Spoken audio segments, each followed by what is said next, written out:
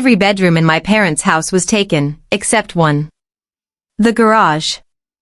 My mother handed me an old blanket and smiled. You can sleep out there. Family comes first, and you're used to making sacrifices. Everyone laughed. I quietly walked into the freezing garage. 3 hours later. A black luxury SUV stopped outside. A lawyer stepped out carrying Grandpa's final will. His very first sentence froze everyone. Before I read the will, one person in this house deserves an apology. My name is Hannah Foster, and every Christmas my parents reminded me where I stood in the family. Last Christmas was the worst of all. When I arrived at my parents' beautiful house, every room had already been assigned to relatives. My brother and his wife had the master bedroom. My cousins had the guest rooms.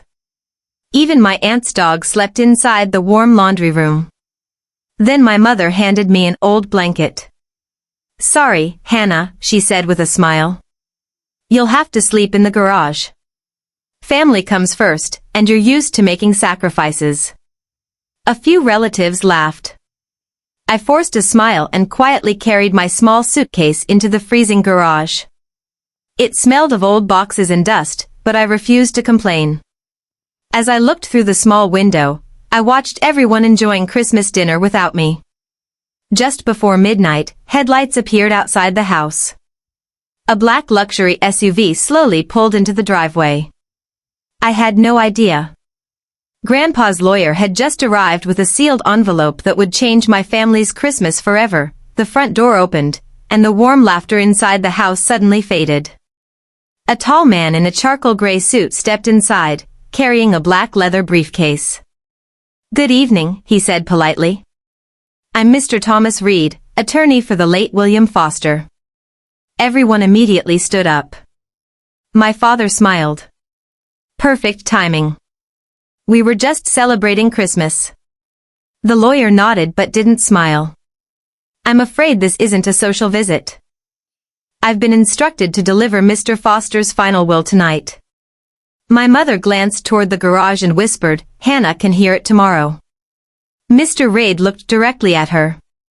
No. Mr. Foster left very specific instructions. His granddaughter, Hannah Foster, must be present before I read a single word. The room fell silent. My father reluctantly walked to the garage.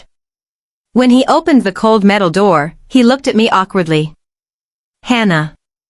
The lawyer says you need to come inside. I stood up, folded the old blanket, and quietly followed him. None of them realized. Grandpa had known exactly how they treated me, and his will was about to expose every one of them. The living room became completely silent as Mr. Reed placed a sealed envelope on the coffee table. He looked around the room before speaking. Before I read the will, Mr. Foster asked me to read a personal letter.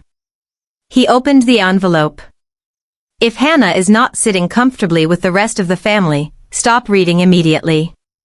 The lawyer paused. He slowly looked toward my parents. Then at me. I was still standing near the doorway, wearing my winter coat. Mr. Red closed the letter for a moment.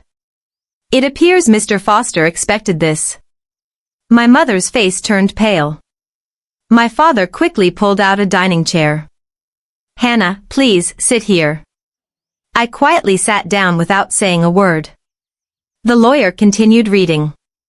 For years, Hannah was the only grandchild who visited me every week, drove me to my doctor's appointments, and stayed beside me when everyone else was too busy. Several relatives lowered their heads. Then Mr. Reid looked directly at my parents. Mr. Foster also left one final instruction. He paused.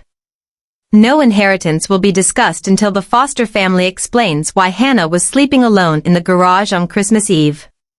The room fell completely silent. The truth came out.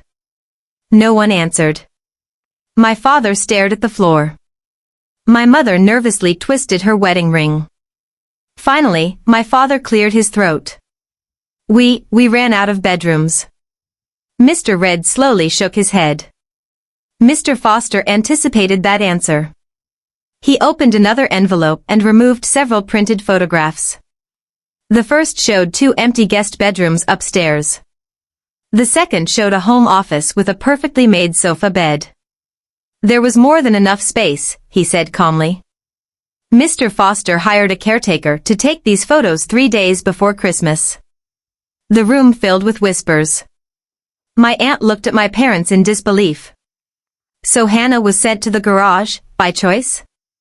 Neither of them could answer. Mr. Reed folded the photographs and looked directly at me.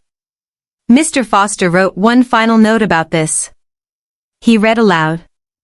A family is measured by how they treat the one who expects nothing in return. My mother quietly began to cry. Then Mr. Reed picked up the final sealed folder. Now that the truth has been acknowledged. He paused, looking around the room. We can finally discuss who inherited Mr. Foster's estate.